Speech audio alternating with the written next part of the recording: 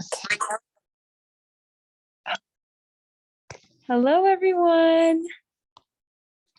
Okay. Let me turn that there so you can see me, all right?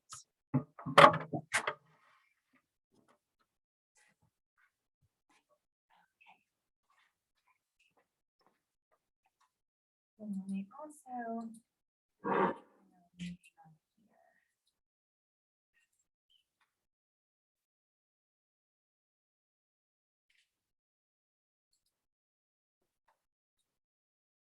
good evening. All right, yes, Exactly. I was like, we got a tiny class tonight. What is going on?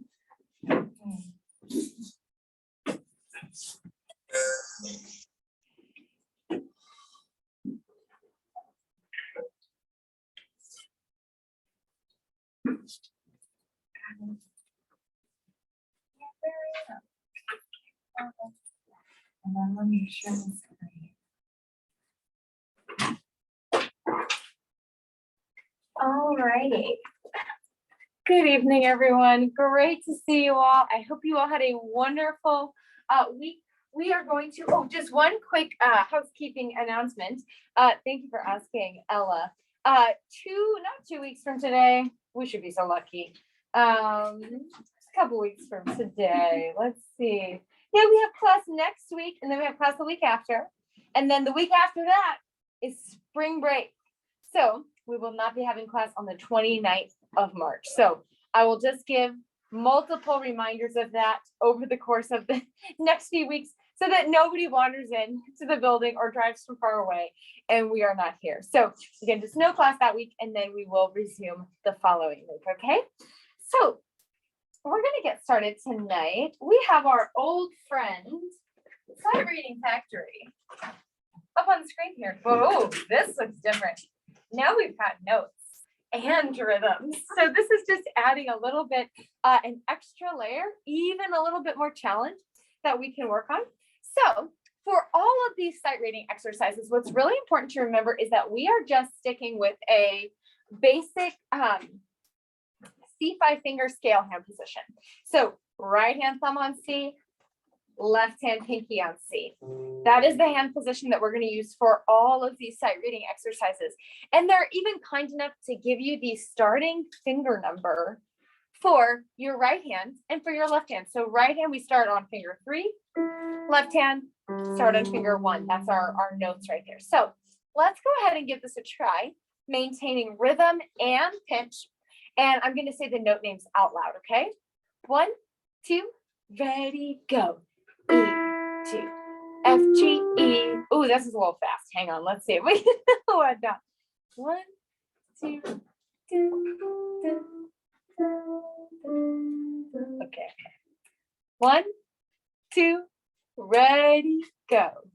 E, 2, F, G, E, E, 2, D, C, G, 2, C, D, C, E, F, E, C, 2, G, F, E, D, E, F, G, F, E, C, D, E, G, 2, C, 2, 3, 4.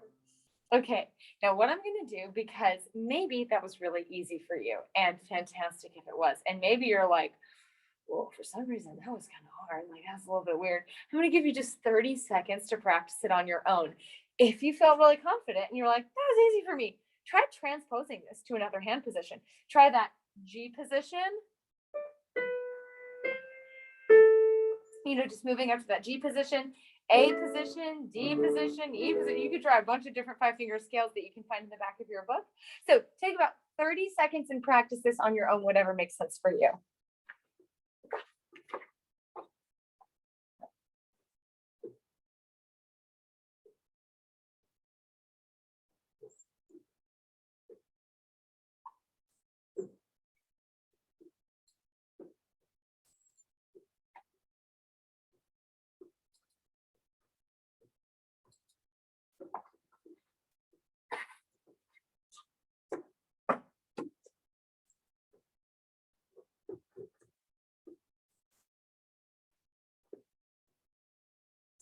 Okay, I'm gonna move on to another one now.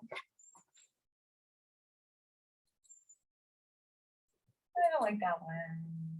I don't like that one. I don't like that one. I like this one. Okay, here we go. So same exact hand position. Starting hand positions are C5 finger scale. So here we go. Let's give this one a try from the beginning. 1, 2, ready, play. C, 2, C, E, F, G, E, D, E, 2, F, G, E, C, 2, rest, rest. C, D, D, hold, E, 2, G, F, E, hold, F, G, C, 2, 3, 4. Same thing, 30 seconds. Maybe run through it on your own pace one time if you need to, or if you're feeling great, give it a try transposing it.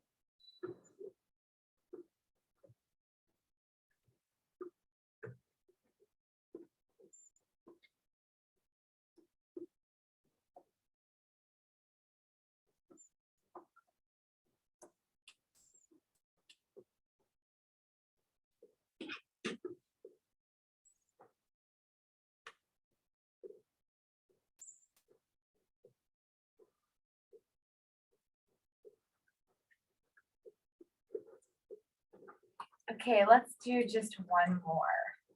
I like this one. Okay, give it a try. Same thing. I'll say our note names. 1, 2, ready, go. C, G, G, F, E, D, C, C, E, 2, G, 2, E, F, E, E, D, E, C, hold, G, hold, F, E, D, C, D, E, G, G, F, E, D, C, 2, C, 2, rest, rest. Okay, 30 seconds, try it on your own. Try transposing it if you feel ready.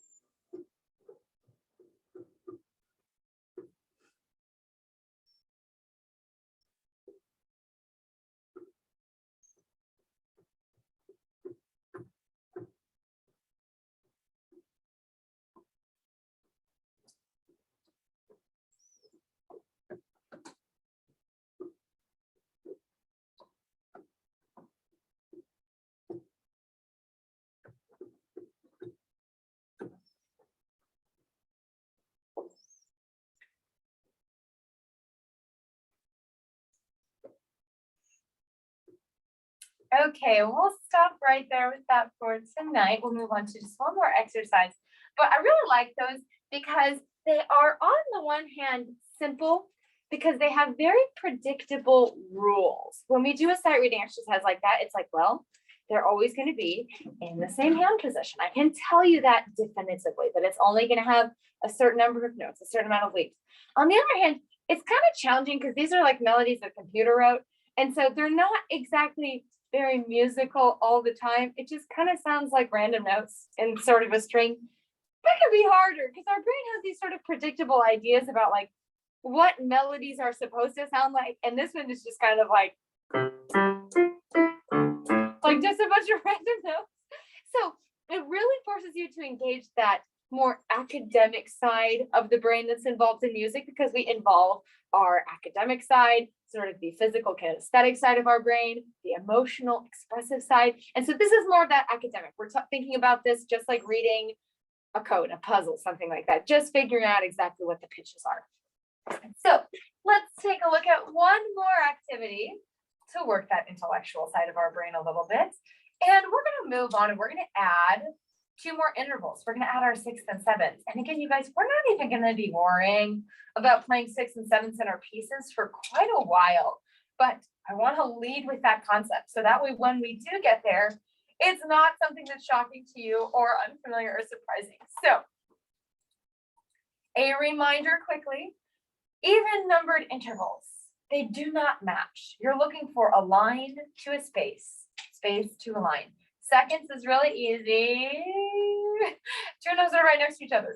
4th, 2 notes that are not right next to each other, but it's a line to a space, and we're skipping, about 1 line or 1 space in between. 6th, 2 notes that do not match, we're skipping about 2 lines or spaces in between. 3rd, 1 skip. 5th, a double skip. 7th, a triple skip, and those are going to match. So this one is the 2nd. Look at this one for just a couple seconds. This one's a 5th. So again, you should be able to see space, skip a space to the next space. That's that double skip. It's a 5th.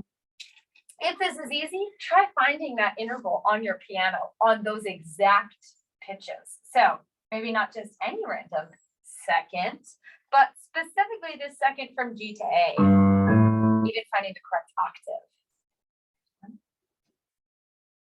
3rd,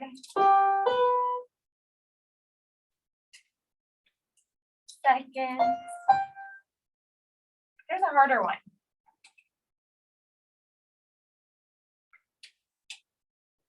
This one's a 6th.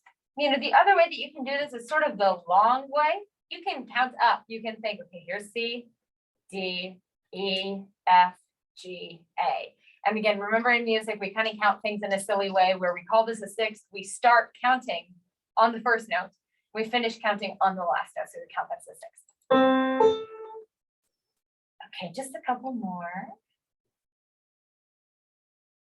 This one's a 5th, because these are both line notes. It looks a little bit funnier, but these are both line notes. They do match.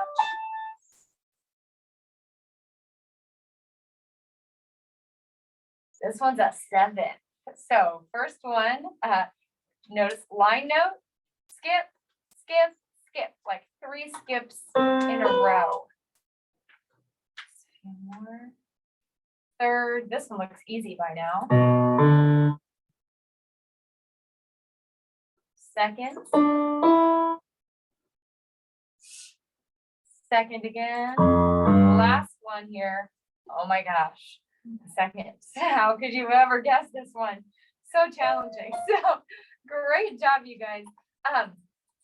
So in our pieces for quite a little while, we're not even having to deal with anything besides 2nds and 3rds on the staff, but making sure that you're aware of that for pieces that you might be working on outside of this class. For example, if you're wanting to learn some music on your own, and again, just making sure that you feel like you really understand those concepts before you're actually asked to play them.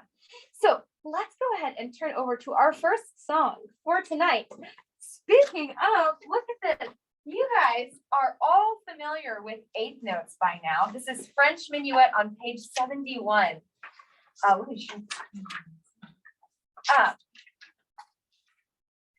We've been working with 8th note rhythms in our sight reading exercise. We've been working with 8th note rhythms on our sight reading factory warm-ups for a couple weeks now. So you're probably not even kind of realizing this is the first time that we've actually had them in our book. So, but you should feel like, oh, this is easy. I've done this before. This is not so crazy. So let's go ahead and notice just the rhythm here. For the first 3 measures, we have just straight 8th notes. 1 and 2 and 3 and 1 and 2 and 3 and 1 and 2 and 3 and 1 and 2 and 3 and there's our first quarter note. And really the rest of the rhythm is pretty much the exact same as that. So just straight 8th notes. Let's go ahead and give that a try from the beginning. I'm going to find my right hand thumb on middle C. My left hand thumb is going to be on B. So this is thumbs right next to each other. Here's your class reminder to scoot back a couple inches from the piano. That thumbs together position should not feel super squished, like you've got your elbows all tight. If it does, you can scoot back a little bit further. So here we go. I'll say our pitch names out loud. And on that second to last measure, measure 7, just leave out the left hand for right now if you feel like you need to when you get there, okay? 1 and 2 and ready, go. G, F, E, F, D, E, F, E, D, E, C, D, E, G, F, E, D, C, D, C, B, A, G. Hold. G, F, E, F, D, E, F, E, D, E, C, D, E, G, F, E, D, E, C. 2 and 3 and great. The only little challenging part is adding those 2 left-hand notes in measure 7. That's a little bit of a challenge. Go ahead and take about 2 minutes to practice on this one on your own. When we do the teacher part, I'm going to do 2 different tempos. I'll do a faster one and a slower one. So feel free to practice working on the tempo a little bit. If you want to, know that we will also do a little bit of a slower version. So go ahead and give that a try.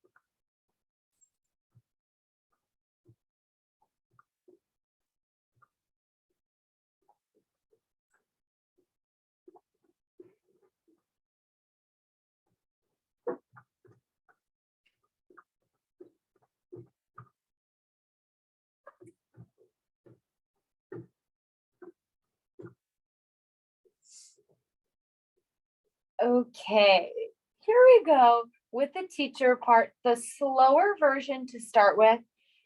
Play along with me through that. And then if you feel ready, you can listen to the faster version and try that. But we'll start really nice and slow together, okay? 1 and 2 and ready, go.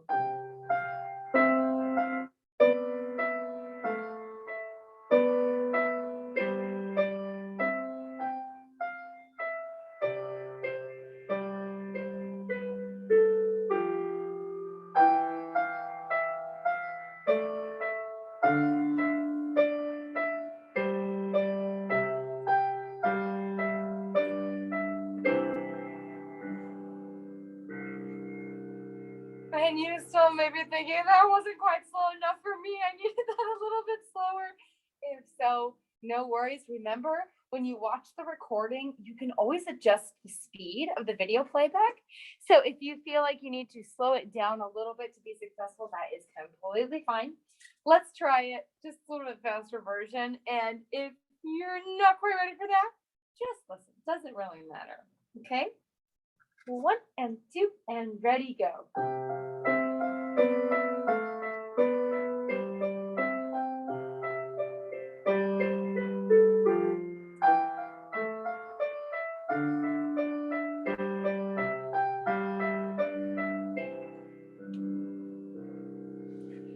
That again, I see a few more. Ooh, maybe not so much faces on that one. That's a pretty tricky tempo because again, if you have the slightest hesitation or pause, it's all over. It doesn't go so well. But great job, you guys. Of course, you're welcome to try that again with our recording at a later time. Let's go ahead and turn the page and let's take a look at Morning by Grieg. And just like we did when we tried this one, the New World Symphony theme, we're going to take a little bit of a listen. We're going to take a little bit of a listen to what this sounds like with the full orchestra because it is beautiful and really probably familiar to you.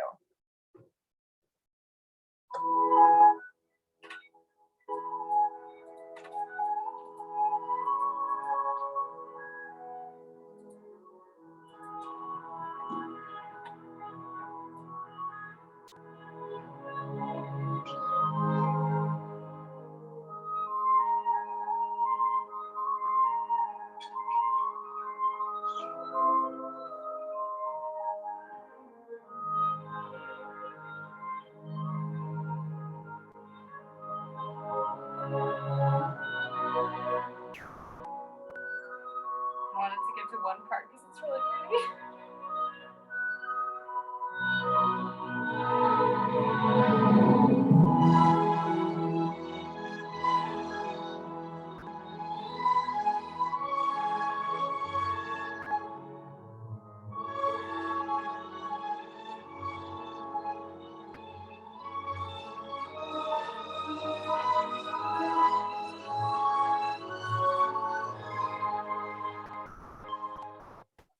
And it feels criminal to stop it there because it's so beautiful.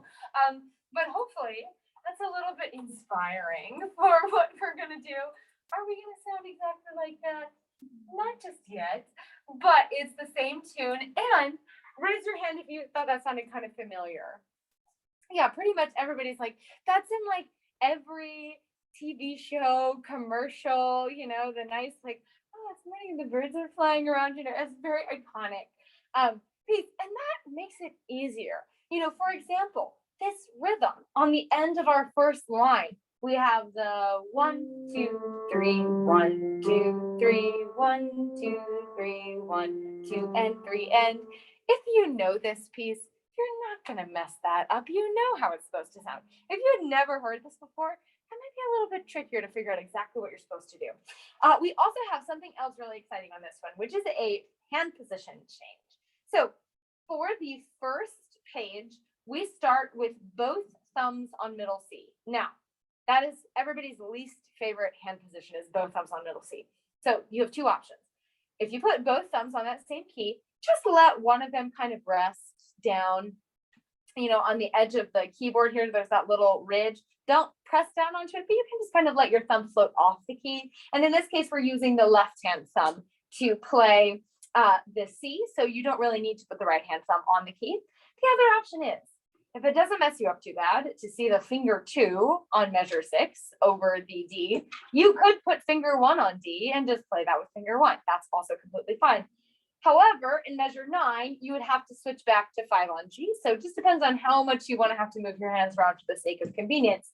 But in measure 9, our left hand jumps down to a C position. So C, finger 5 on C for left hand, finger 5 on G for right hand. And then in measure 17, we move back to both thumbs on C. A little bit.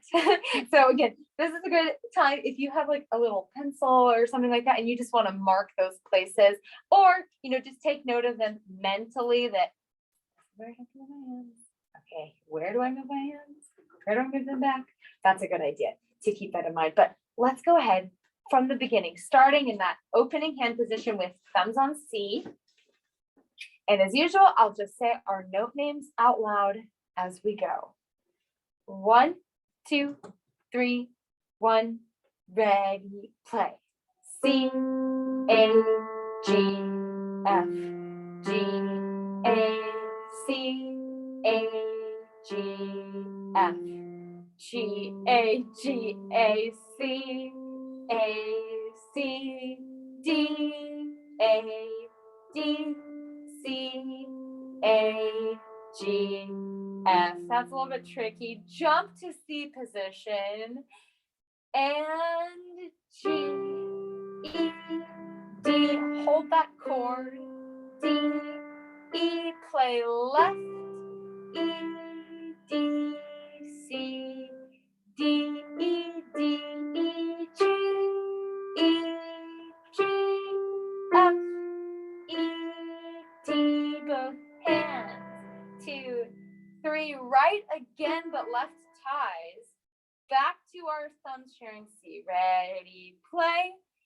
C, A, G, F, G, A, C, A, G, F, G, A, G, A, C, A, C, D, C, D, F. Tie right hand, left hand. 3 and 5 together, A and F. Great.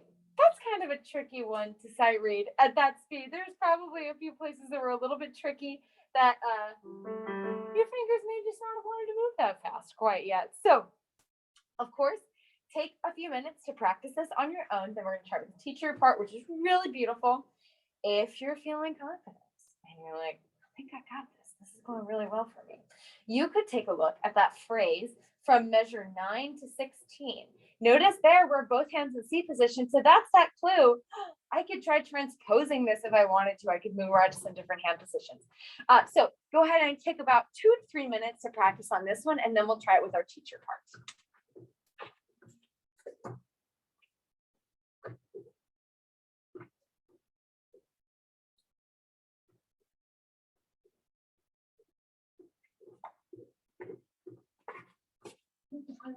Sure.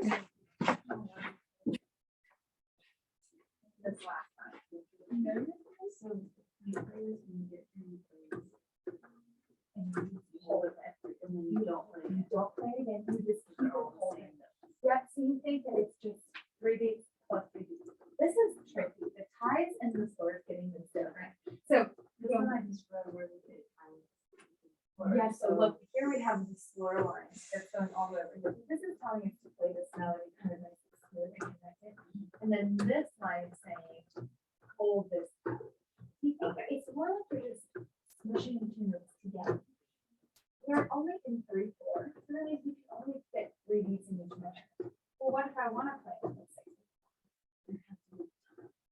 So kind of think about that too. So you don't hit again, but you keep it holding. You hold it. You do hold it, so it's going to be like a note that's held for 6 counts. 3 plus 3. Exactly. Okay. No problem.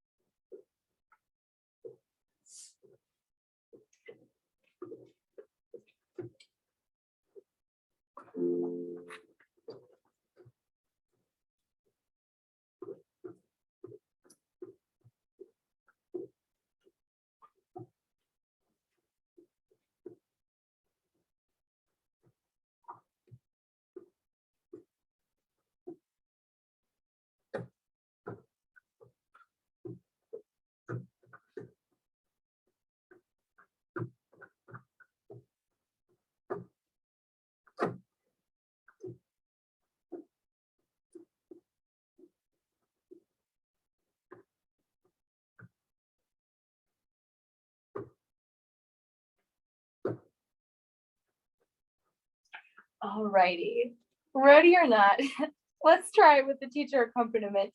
And we're going to set a pretty slow tempo to start with, because whenever we're playing a piece, it's always good to think about setting a tempo based on the hardest part, not the easiest part. So these opening measures, that That's the easiest part of the song, right? It's just a couple simple notes. The hand position changes. That's maybe a harder part. Is trying to figure out, okay, where do I have to move my hands to? The eighth notes, things like that. So we're going to set a tempo where we think we're not going to have to take a big pause when you change your hand position. Another thing you can do there is always use the pedal to help you. So use the sustain pedal, the far right pedal, to help you hold your note out. So that way you can actually lift your hands and find the next group of notes. That's a really good thing to try, especially going from like 16 to 17. My left hand has been holding for 6 beats. I could just totally find my next hand position while I'm just letting my right hand hold there. It makes it so much easier if you use the pedal. So yeah, everybody maybe just take a second to get the pedal adjusted so that it's comfortable for you to play if you want to. It also just makes things pretty when we add the pedal to our song. So let's go ahead from the beginning. 1, 2, 3, 1, ready, play. 1, 2, 3, 1, 2, 3, 1, 2, 3, 1, 2, 3, 1, 2, 3, 1, 2, 3, 1, 2, 3, 1. Hand position change. 2, 3, 1, 2, 3, 1, 2, 3, 1, 2, 3, 1, 2, 3, 1, 2, 3, 1, 2, 3, 1. Change back. 1, 2, 3, 1, 2, 3, 1, 2, 3, 1, 2, 3, 1, 2, 3, 1, 2, 3, 1, 2, 3, 1, 2, 3. Fantastic. Great job. Okay. So let's go ahead and move right along from there. Of course, feel free to go back, work with that on the accompaniment even more. I would totally also encourage you to listen to the full original piece if you have time at some point. It's really beautiful. We're going to take a look at Happy Birthday on page 75. So there's taps on page 74, Happy Birthday on page 75. We're going to work through Happy Birthday together. I'm going to give you a minute to practice. If during that minute to practice, you are feeling really good about Happy Birthday and you want to move on and play through taps, you can totally do that. There's 2 little concepts that we're learning about over here. And that is, first of all, the upbeat or pickup note. So if we have the first notes in our song are part of an incomplete measure, we call that an upbeat or a pickup. So notice here, in taps, we start with 2 8th notes. Well, 2 8th notes does not make a full measure in 4/4. That does not equal an entire measure. That's just 1 beat. Same thing in Happy Birthday. We just have 1 beat at the beginning. And notice what you have to do. You just have to make it up at the end. So the first measure of taps is that incomplete measure. And so it's just 1 beat. So the last measure of taps only has 3 beats because we kind of put that together and that makes 1 full measure. Same thing, Happy Birthday is in 3/4. We have 1 count at the beginning, so then our last measure only has 2 counts, makes 1 full count. Another important thing, we count our measure numbers starting with the first full measure. So look at the measure numbers and taps. It is not that the first measure on the second line is measure 4. That's measure 3, because the first full measure doesn't come until here. There's the first full measure starting. Again, that's pretty easy in these pieces that are shorter like this, but when you get into ones with more complicated, maybe multiple pickups throughout, it's good to know that that's how we count our measures. So let's try Happy Birthday together. With this one, we also have the other little thing that we're going to learn about here is this fermata, which is the dot with a curved line over it. You thought you were done with dots and curved lines that could mean different things, but no, they have found yet more ways to make a dot and a curved line mean something different than what they already mean. So when it's this shape, the curved line with a dot underneath, that means you hold the note longer than usual to dramatic effect, typically. So it's in the part of Happy Birthday. Happy birthday, dear song.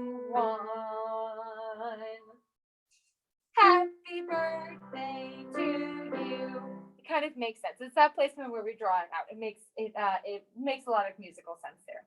So let's go ahead from the beginning together.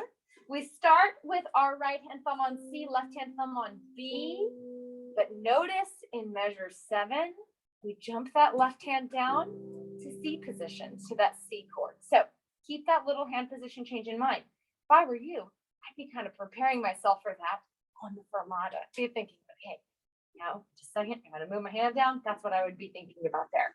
Here we go from the beginning. 1, 2, 3, ready, play. G, G, A, G, C, B, and G, G, G, A, G, D, C, 2, G, G, G, E, C, B, A, hold and off, and F, F, E, C, D, C. Great. That one is surprisingly a little bit tricky, I think, with those small changes. So go ahead and take a minute to practice on that one.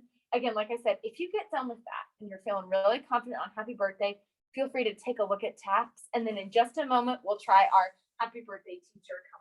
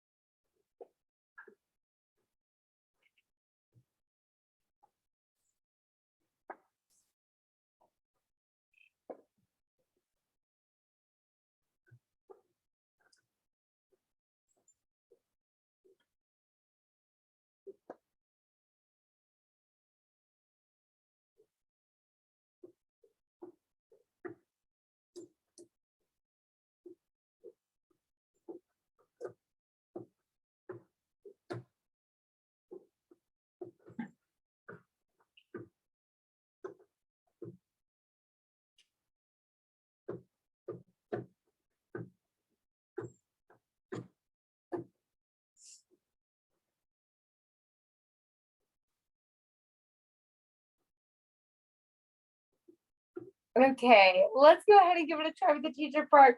This one's a little bit tricky with that fermata on the A there. So we'll try to count through that and see if we can get off that together. So here we go from the beginning. You guys come in with your pickup note before I come in. So I'm going to say 1, 2, 3, ready, play, 3, and then my part comes in, okay?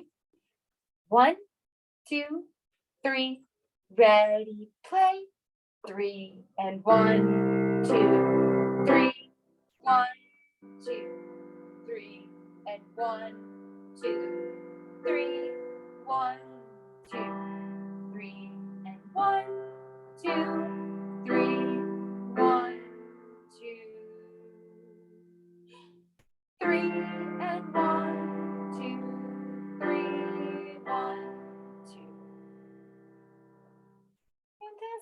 Okay, do we want to give it one more try?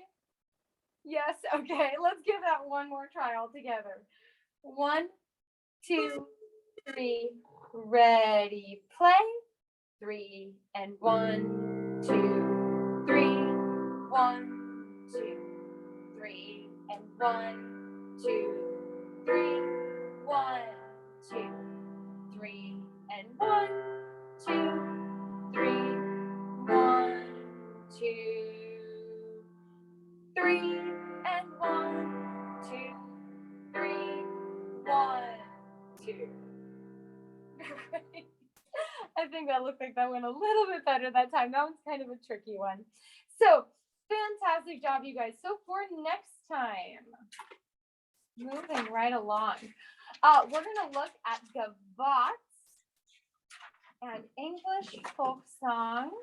Yeah, let's have you do those for practicing this week. I really like both of these songs because they're easy to transpose to different hand positions. So working through those 2 pages for practice, we'll probably start with simple gifts next time in class. So just those 2 songs for you to practice. Of course, if you want to also practice simple gifts and just get a little bit ahead on that.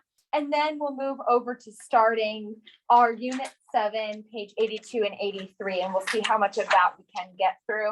Hopefully all the way through 500-year-old melody next week at least, okay? All right. Feel free to stick around if you have any questions at all. I will see you guys next week. Have a great one.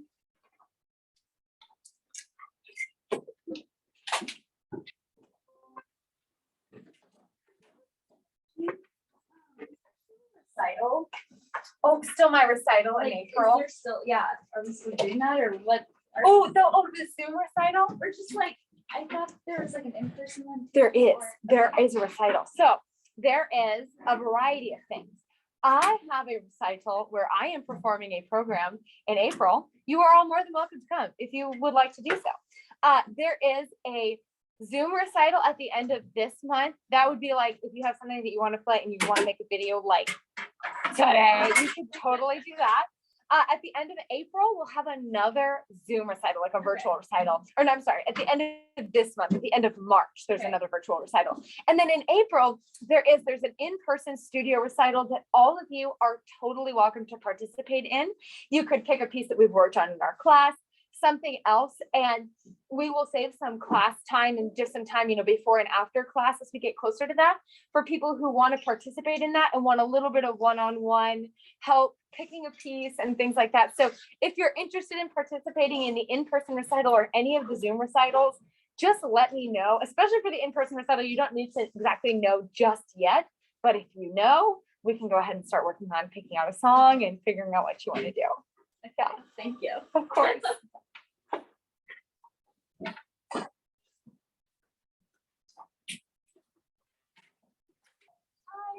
Yeah, just one quick question. Sure. I am not 100% sure that I'm getting the emails for the recordings.